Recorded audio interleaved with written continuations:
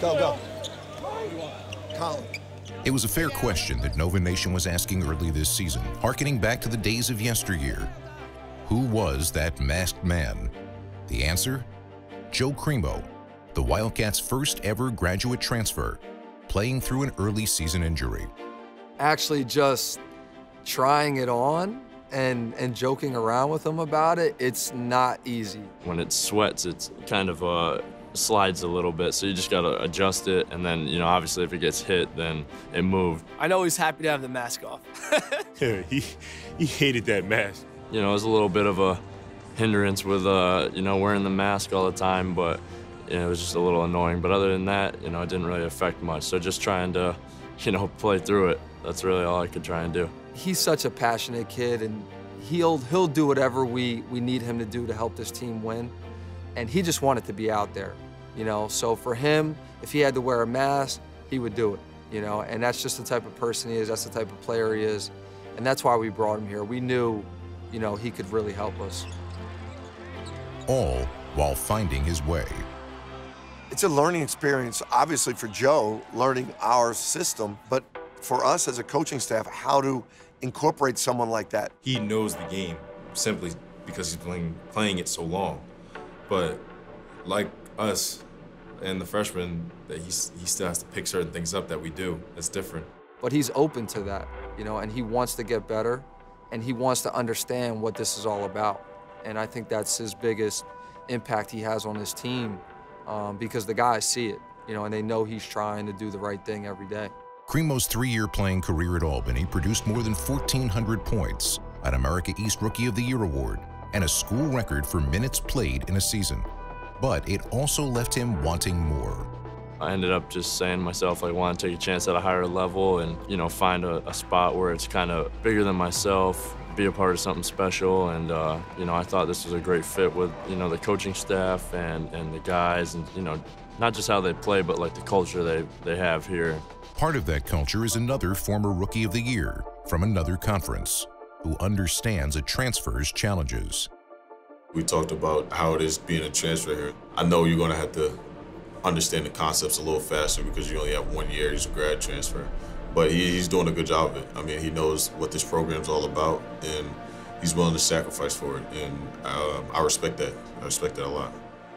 It was a little bit of a, you know, a process during that whole transition, but I think I found a great fit here. His experience is really valuable, but a lot of his experience is based on how he played at Albany, and it doesn't fit into some of the things we do here. The most important aspect of Joe is his character, his work ethic, and his toughness and competitiveness. That fits in immediately.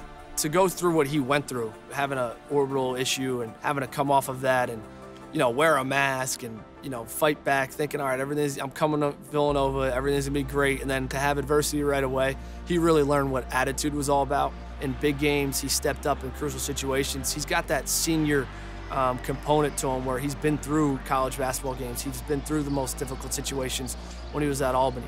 Guys looked at Joe just for, like, that he'd been a basketball player for 3 years. So, I mean, a college basketball player for 4 years. So he kind of can give everybody a little bit of wisdom on the game and everything. So everybody kind of talks to him. He knows what it takes to win college basketball games. If there's a loose ball, he's diving on it. If he needs to take a charge, he's stepping in, taking a charge. Just being locked in on both ends and just being held accountable. And that's why I came here. You know, I trust the coaching staff. I want to be the best player I can be, and I want them to push me, and they do a great job of that. And if I'm not, you know, playing up to standards for this team, then, you know, you got to come out. There wasn't much of that in the early season. Joe averaged 21 minutes per game in the non-conference schedule, posting 4 double-digit scoring games. And his court savvy made his coaching staff take notice and even draw a comparison that might not be readily apparent. Similar to Dante DiVincenzo, and I don't want to make too much of a comparison, but Dante's ability to score and then still find the open man was really unique. Joe's got that, and I think we have to incorporate that more and more as the season goes on. A ready-made player who was trying to make himself better and refine his understanding of the game. a future in coaching is a possibility. A contribution for the stretch drive this year is a definite. He's going to grow within this season probably at a faster rate than anybody because of his experience and his basketball intelligence. It's really been an interesting experience for me as a head coach, and I'm enjoying it. You know, it's their first time with a transfer, and, you know, it's my first time obviously ever transferring. So we're just getting used to it and, you know, I think really starting to pick things up now.